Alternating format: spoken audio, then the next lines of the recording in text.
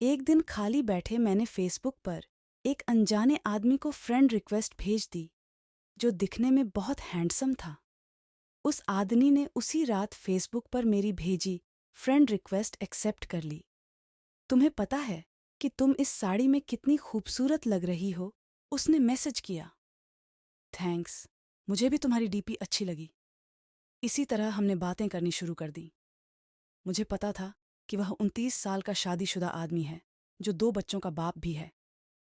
इन सब चीज़ों के बाद भी हमने अपनी बातें शुरू कर दी। इतना ही नहीं, हमने अपना नंबर भी एक दूसरे के साथ बदल लिया। देखते ही देखते हम एक दूसरे के करीब आ गए और एक दूसरे के बेस्ट फ्रेंड बन गए। फेसबुक पर हम एक दूसरे के साथ बहुत ज़्यादा बातें करने लगे और सोशल मीडिया पर ज़्यादा से ज़्यादा समय बिताने लगे। दूसरी ओर उस आदमी को लगने लगा कि हमारे करीब आने से, इतनी बातें करने से वह अपनी बीवी से दूर जा रहा है। वह अपने बच्चों के साथ दूसरे स्टेम में रहती थी। वह मुझसे बोलता था, अभी पता नहीं, मैं सारा दिन तुम्हारे बारे में ही सोचता रहता हूँ। मैं नेचर से काफ़ी शर्मीली थी। मेरे काफ़ी अच्छे दोस्त भी थे, लेकिन मुहाफिज जैसा दोस्त होना काफ़ी स्पेशल था मेरे लिए।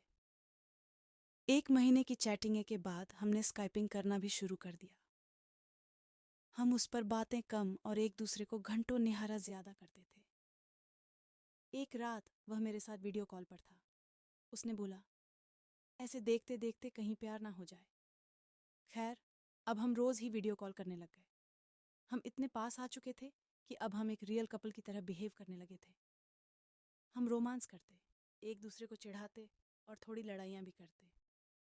कहने का मतलब था कि एक 17 साल की लड़की को 29 साल के आदमी से प्यार हो गया था। जिस तरह से प्यार की कोई उम्र नहीं होती, उसी तरह से हम दोनों को भी अपना रिश्ता बिल्कुल गलत नहीं लगा। हमें नहीं लगा कि हमने कुछ गलत काम किया है। जब उसकी बीवी आई, इसी दौरान इसकी बीवी और बच्चे इससे मिलने आए, पर वह फिर भी मुझसे बातें किया करता था। यहाँ तक कि वह अपनी बीवी के सामने भी मेरी कॉल उठा लेता था।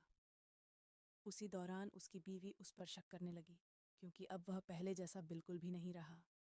एक रात की बात थी जब ये दोनों बेड पर सेक्स के लिए गए। तभी इनके फ़ोन पर मैंने मैसेज और अपनी फ़ोटो भेजी। इनकी वाइफ ने उठकर फ़ोन जैसे ही खोला, मेरी फ़ोटो उन्हें दिखी। उसकी वाइफ ने कोई रिएक्शन नहीं दिया, बस मुहाफिज को ज़ोर का थप्पड़ मारा और रोने लगी। 3 दिनों के बाद वह घर छोड़कर चली गई। मुझे उसकी वाइफ के लिए काफ़ी बुरा लगा, इसलिए मैंने उससे कई दिनों तक बातचीत बंद कर दी।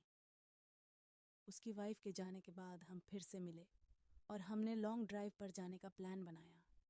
जब उसने मुझे प्रपोज़ किया, उसी शाम उसने मुझे प्रपोज़ किया। मुझे सिर्फ तुम ही चाहिए और कुछ नहीं। अपनी जवानी में मैं काफ़ी सारी लड़कियों